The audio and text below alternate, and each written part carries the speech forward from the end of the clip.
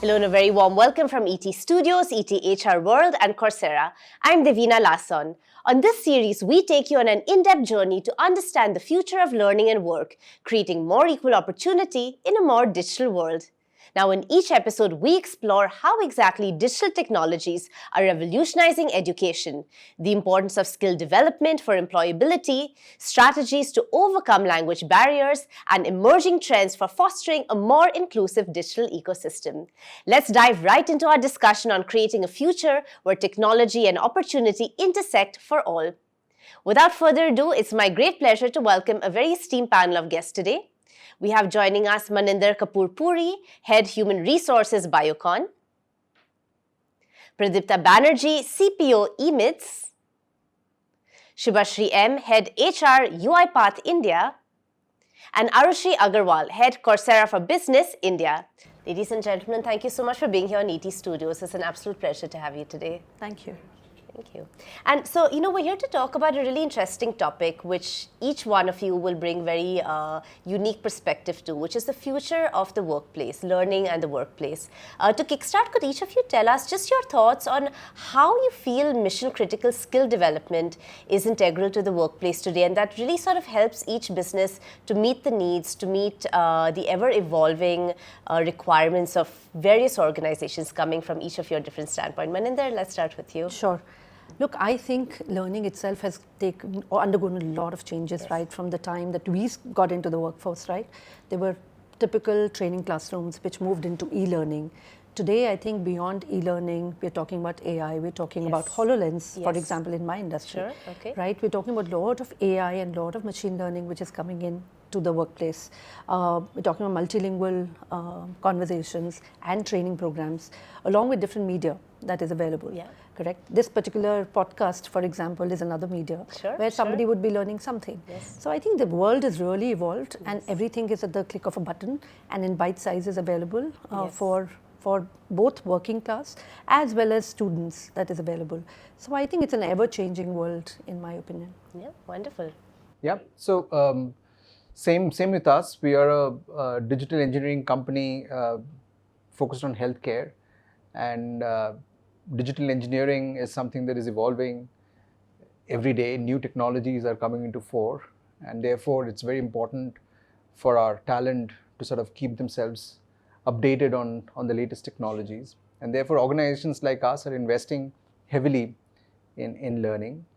And unlike old times, today learning is very personalized. Different people learn differently. And therefore, as organizations, we're trying to provide the right medium, the right method of learning to people, and they are picking up the stuff that makes sense for them. It's very exciting times. Absolutely. We're going to deep dive actually into all of this, as you say, AI, ML, the personalized programs. We're going to find out a lot more about that. But before that, Subhashree, your take? I come from UiPath, which is a product company, very clearly focused on automation as a platform. So learning becomes all the more important. If you're not able to automate things without the use of AI and ML and stuff like that, the talent will sort of become redundant. And therefore, like what he was mentioning, Pradeep was mentioning about personalized and customized learning is a big ask, right? With AI and ML very specifically, we even have mentorship programs which are launched through AI.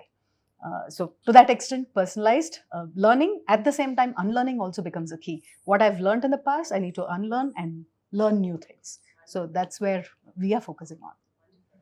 And Arushee, of course, coming to you, now you have the vantage point of working with different organizations across industries, across the globe actually. So again, how do you see, what trends are you seeing, and how do you see the emergence of reskilling, upskilling in organizations, and how it's impacting the bottom line of a business? Absolutely. So we have the pleasure of looking at learning in so many lenses.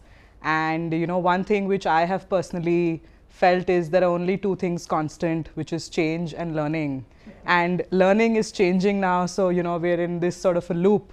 And there is a study done which says that about 49% of employees will have about half of their job roles changing over the next few years. And hence they will need to unlearn and relearn, as we have spoken about over here. And it's interesting that even what is it that needs to be learned is sometimes not known well in advance, right? It's not that that's known. So that makes it quite complex, but also exciting at the same time. And, happy to share more thoughts as we go along. Absolutely. So, to your point, and this question is open to everyone, how do you ensure then that your upskilling programs are really in line with the market demands? Because as Arushee said, you don't always know what programs are going to work, what is actually the most required in your organization. So, Maninder, any thoughts on that? Yeah, I think there are a couple of things that one needs to look at. One, where you have a skill demand issue, correct? Yes. Where skills are not easy to find. So that is one area you have to focus on. Yes. Second, most organizations, and like ours as well, we have mentors and we have board members, Sure. and there's a lot of input that one gets. Third, you keep abreast with your customer needs and you know what is going on. And when you create your 5-year strategic plans, these are the skills we want to focus on, and you start to work towards that. Apart from one is of course the hard skills or technical skills. Then one goes into the softer aspects of skills, and then there's leadership skills. And then what really is coming into fore is this whole AI, and because we are not a technology company, but we do see ourselves hiring a lot of IT software developers, right? Just to help us with whatever we're doing. So the world is changing from, as a matter of fact, I was reading an article which was talking about how engineers might take over doctors' jobs, right? It's a matter of time. So it's quite interesting the way the world is unfolding for us through this whole technology space. So I think I liked her point about unlearning as well, because the old style may not work anymore. So one has to upskill, and I don't think learning ever stops. You have to continue to upskill. We are going through AI. We have some board members who are part of our big universities. They come and train our people, just kind of get them together, talk about AI, how AI can be used.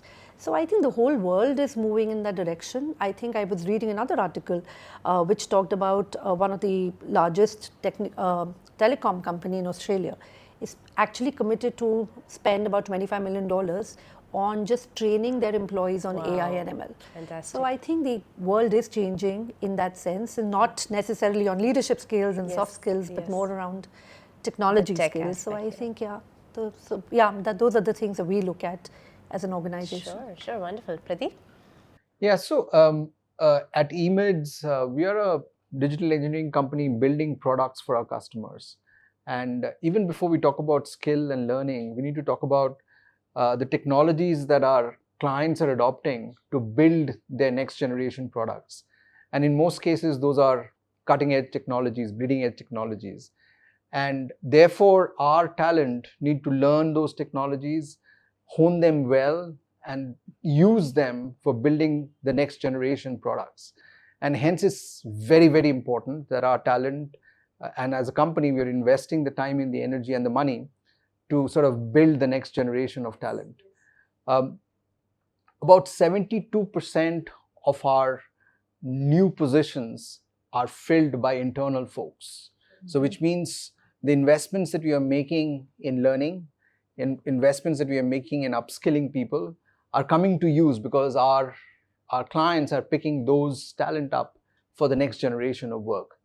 And it is a continuous process. It's something that, just because somebody has learned something today doesn't necessarily mean that he is good for the next 10 years. He or she has to sort of pick up new stuff.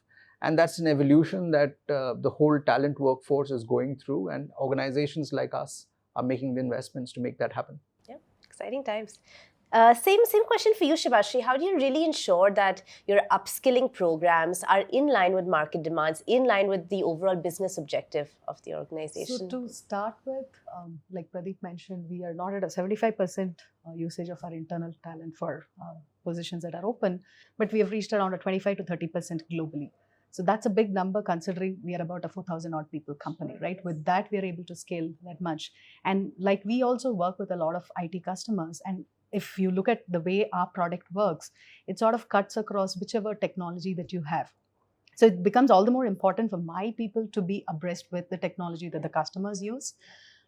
We start even at the campus level. So we do have an academy team that ties up with campuses, and we have a curriculum that is built at the campus level. So people could choose that as an electives paper at the engineering campuses, primarily because we have engineers. I'm talking about engineering campuses. And there we start. Then we have an academic certification program. If laymen like you and me want to sign up and go through a UiPath certification, I could do that. And I'm proud to say that I'm going through a certification program myself, and I can build code, I can write, automate some of my own processes. And that's a OKR for my role, right? Every year, look at how many processes I can automate, because we are in the automation world. If I'm not able to automate and use my own products, what's the purpose? So that's the way we look at learning. Wonderful, very exciting. So, Arushee, again, we're hearing across the board, of course, the integration of AI and all the emerging technologies in the learning processes. So, could you help us break down how you see all these emerging technologies impacting not only the current programs, but sort of really being integrated into the more traditional forms of education and skilling in organizations? What's that impact and that shift that you've been seeing? Absolutely. So, given our work is with learning organizations, what we were tempted to do is not just teach the new age and cutting edge tech skills, but also have those in our products. So what we've really done is we've introduced two products which are based on Gen AI. One is for learners and the other is for admins. If we talk about the learners, personalized learning is so important. So we've created a product that we call Coursera Coach, which becomes an AI-assisted real-time mentor for the individual to be able to ask doubts, to be able to chart a path for themselves using the available materials and content on our platform. And on the side of the admins and the ones who are providing this learning opportunity to the learners, we've created Course Builder, where we've said, the correct pedagogical practices, the ability to break courses, the ability to combine it with context of the organization is so important. And English being the natural programming language now, how do we make it easy for learning professionals to enter a few prompts and have an entire curriculum and a course come out at the end of 15 minutes to make it a lot easier? So the idea is, how do we use technology to also make it easy for these learning professionals, for these learners, to be able to propagate all the skilling that's required. Wonderful. And again, Pradeep, I think you mentioned the importance of personalizing your programs. A lot of you work with teams across the globe, pan-India as well. How do you deal with sort of the language issues, the language barriers? Are there any specific solutions that you've seen that really accommodate the various language requirements across your teams, Pradeep, and for everyone? Actually? Yeah, I mean, nowadays translators are pretty easy to get. So that's people are using it fairly extensively. We also have ways and means where we are transcribing a content. So even if you can't understand what the speaker is saying, there's something going on the screen for you to sort of read and get through. I think those are some of the things that we are using. Again, unfortunately, I work in a space which English is predominant, so translation is not as big a problem, except maybe French to English. But that's what we are doing to solve it. So a couple of things. One, I think the whole, again, like you said, like there are a lot of translators available, and everything can be made multilingual. There are technologies available in the world now which are easily, pretty much free accessible.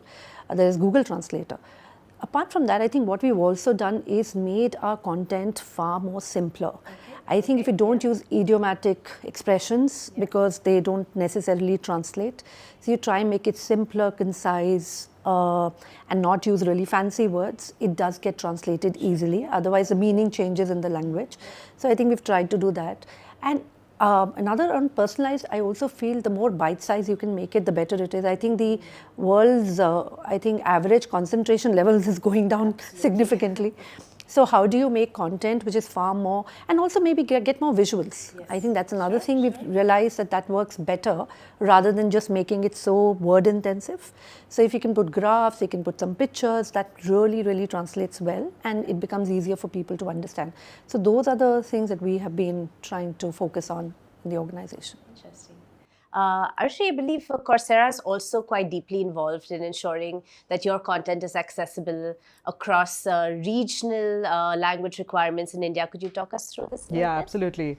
So, I think one of the concepts on which we were founded was quality content and universal access for this. So often what happens is if someone is not able to understand, let's say, English or the predominant language of that learning, they are ended up being taught by not the same instructors, and hence the quality of the learning goes down.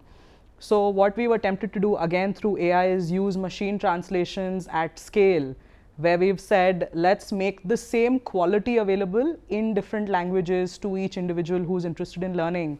And not just for the learning content, but the entire platform experience, including the UI, UX, which can change, with a drop down.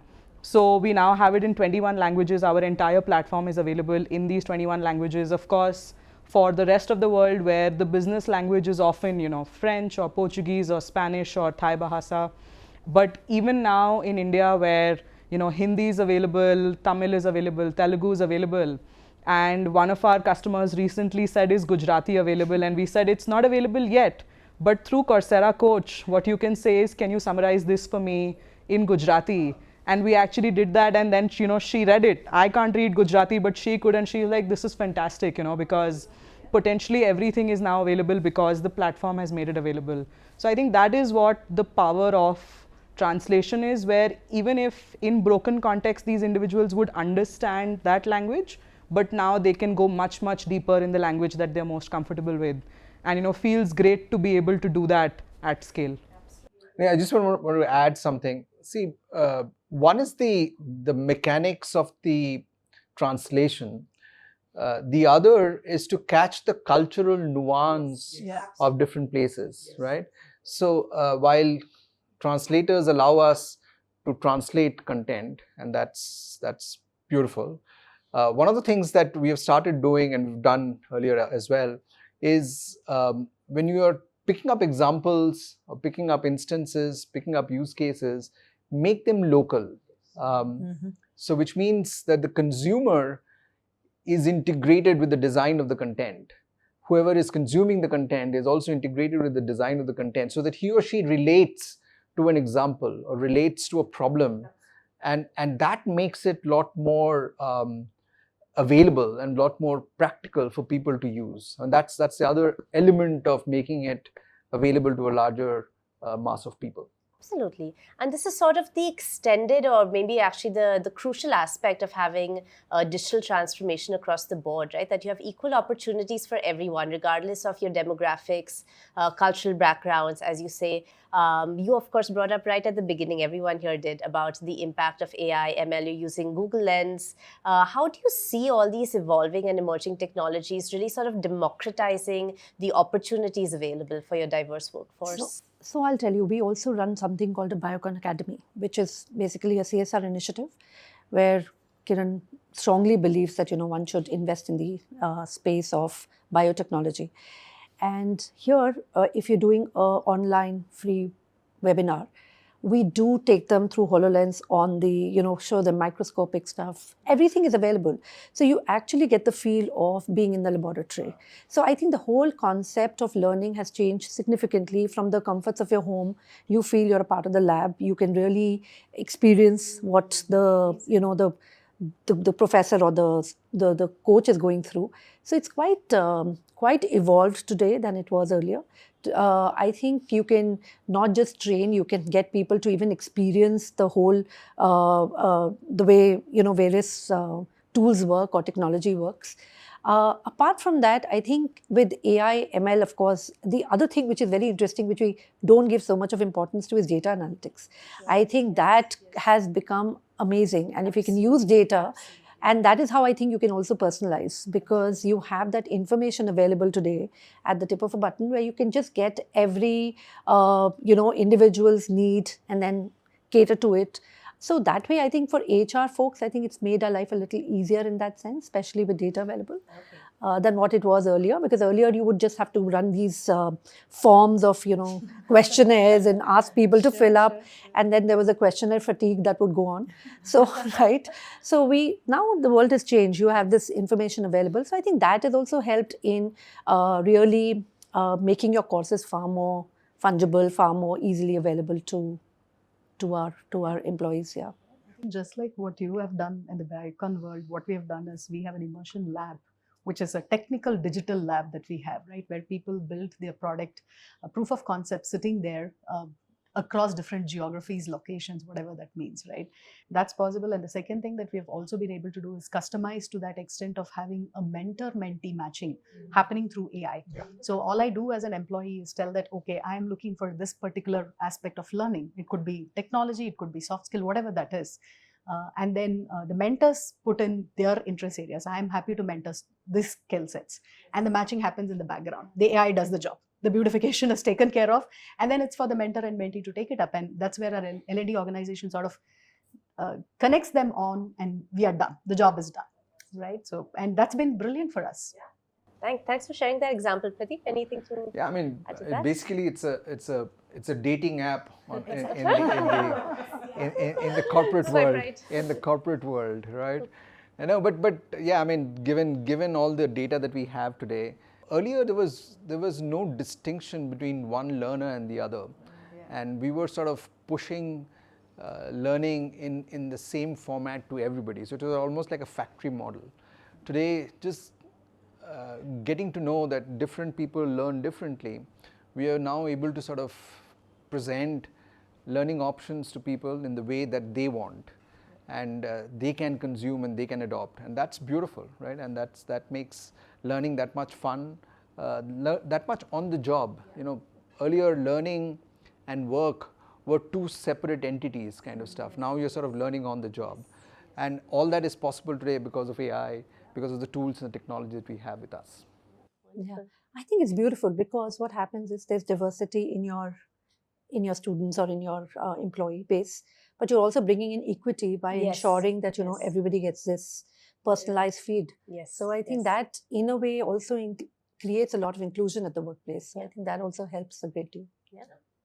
Wonderful. Yeah. As HR leaders, CPOs here, surely these conversations, these initiatives that you're taking in your organization are sort of boardroom level conversations. So what I would love to know is, how do you get all the stakeholders involved to come together on the same platform, to agree to the programs, to have the same vision really for the organization? Any sort of back end difficult conversations that you need to face at this point when it comes to developing your in-house So programs? I'll go first. We just, at Biocon, we just created a huge next 5-year strategic plan. And I can tell you what was super thrilling for me was right from our CEO, Siddharth, to the entire leadership was completely convinced. I didn't have to have any tough conversation. They were all totally in agreement of talent development and how much we have to invest and spend. And I don't think I've had any whatsoever challenges in that. So I think I got probably a good side of the leadership. Yeah, so it was wonderful because everybody's committed and they understand, right? The world is changing and it's ever changing. And if we don't keep up with the market, we will lose. So I think that realization is actually out there now. It's no longer, maybe 5 years back or 6 years back, these conversations were tougher. Sure. But now with the world changing and probably even everybody's children growing up, right? They see that the way they are absorbing information is very, very different than what we were doing when we were young. So I think that has also, in a way, highlighted this whole concept of we need to invest a lot more than we've always had. And surely that cohesion lends to maximizing the impact of the programs ultimately, right? Oh, absolutely. Maximizing Yeah, at the end of the day, it's always ROI, isn't it? Yeah, that doesn't change.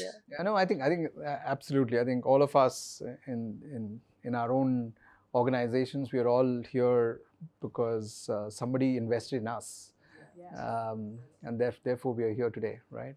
And I think as growing and evolving organizations, we all have the necessity to make the investments so that we are ready for the next generation and the next kind of stuff.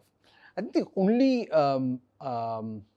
sort of asynchronous situation is when you have a multi-generational workforce in your organization, the kind of programs and the medium of the program has to be different to cater to the multi-generational workforce. And sometimes you get pushbacks because of that. A new generation workforce is very, very comfortable with hybrid learning, whereas whereas some workforce may not be totally comfortable with it. So I think those are the balances that as HR professionals we need to do to ensure that we are catering to every kind of people that is there in our workforce. I think as a learning organization, the intent of upskilling and reskilling our workforce is there. It's a given at the leadership level, right, with the C-suite. What happens is as we trickle down, sometimes it gets lost in the process of priorities, deliverables, productivity, etc. So that's where those difficult conversations still happen today. That's my reality. Sometimes it does happen. However, we've been able to crack it through achieving some of this from the top level, right? What we have is we have the organizational key results, OKRs as we call it, right? As that's our performance strategy. So what we do have is there is an OKR very specific on our learning goals. If we do not take it, then we get penalized. It's sort of giving a carrot and a stick approach. However, that works. And the other thing that we have also adopted is with the new gen workforce that we have, we've adopted a reverse mentoring strategy. So our freshers coming in from the campus are mentoring the senior guys. So they get to learn a lot from the campus guys, or to that extent, younger workforce, I would say. So that's helped us quite a lot. And making sure individuals have IDP plans. Now, the IDP is also done along with AI being implemented through the mentoring tool that I spoke to you earlier about. We call it Athena. It's a her, so Athena she helps us with all these IDP plans, and that's helping us in a long way. So Arushee, I mean, hearing all of this, again, you work with a variety of different organizations, each one having different priorities, different goals. So how do you work with companies to help them maximize the impact of these L&D initiatives? Yeah. So I think it's already been shared, right, that learning and development of the individual is directly tied to the success of the company, right? So I think one, making sure that the objectives of the organization are at the center of all the other initiatives that are being undertaken, right? So I think that first alignment is quite important for us. And, you asked the question about how the conversations go. So outside in, I'm able to tell you how these are. I don't think there's any organization that doesn't want to invest in learning, right? But typically the way it starts is, okay, this is something our teams and our learners need. Let's provide it to them and let's make sure that they're using it. And the metrics that are typically tracked are learning hours and completions and so on. From there, the organizations realize that, okay, completions are great, but how is this leading to outcomes for me? So then it evolves into skill development, where the skill tracking becomes important from a as is and to be situation in terms of the movement and often in terms of the role changes that you're expecting individuals to take up. So that's where it then goes.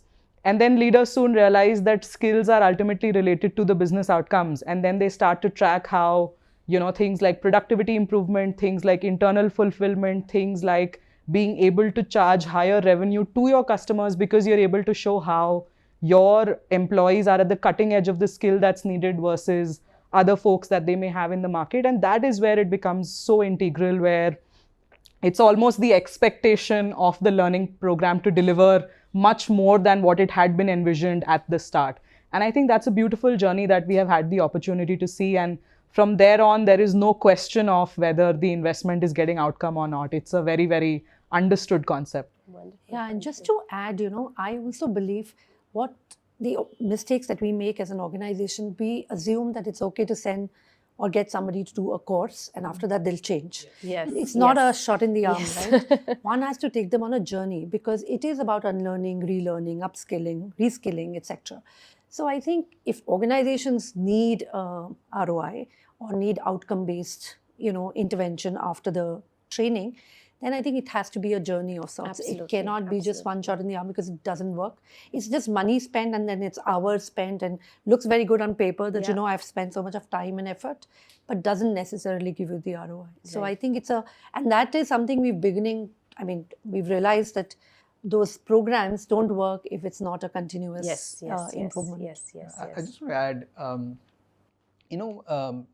we have grown up in a situation where learning is sort of forced upon us. We are forced to go to school. We are forced to sit in the first bench, because if you sit in the last bench, that means you're doing something else. You're forced to go to attend classes. If you don't attend classes, you get dinged and you don't get exams. So learning was always a push. Whereas now in the workforce, just given where we are, learning has to be a pull. And as HR leaders, as organizations, we need to figure out, how do you make learning interesting, entertaining in some ways, so that it's a pull.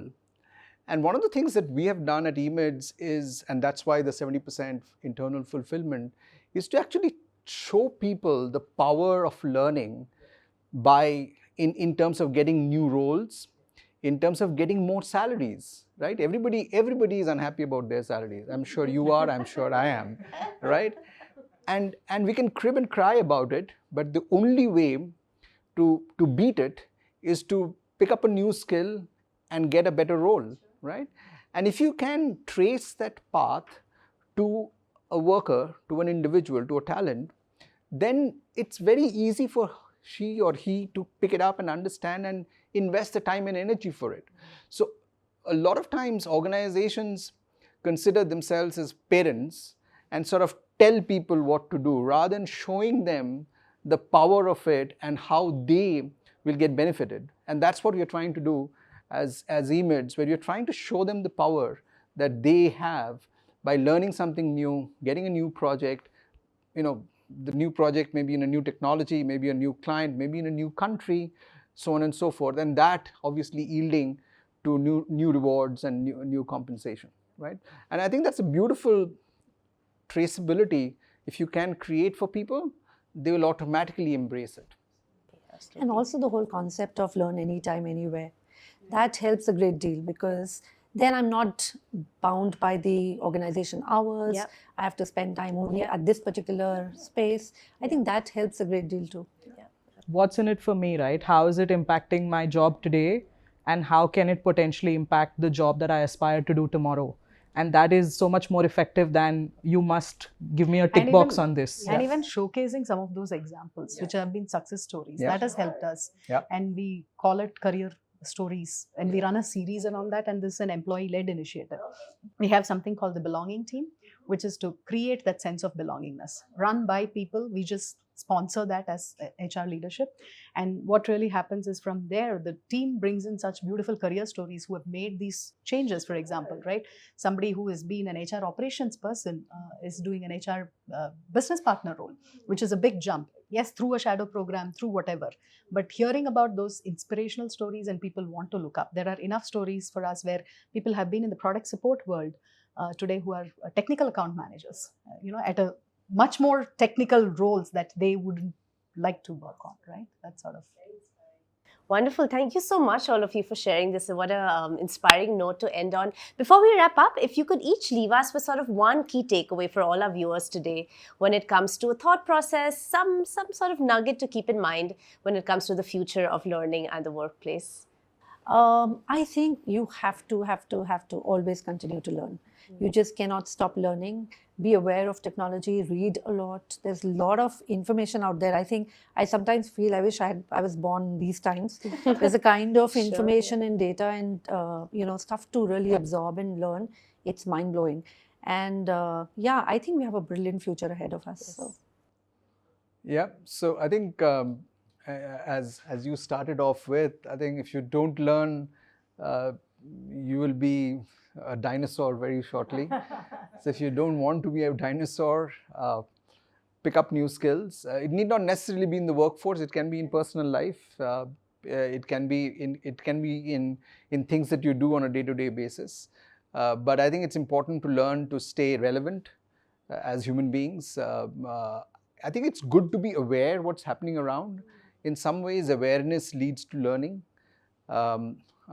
Stay close to the younger generation, be it your brother, sister, maybe younger wife, husband, or kids, or kids. Kids are most sort of given, but I think that's another source of learning that you must pick up on.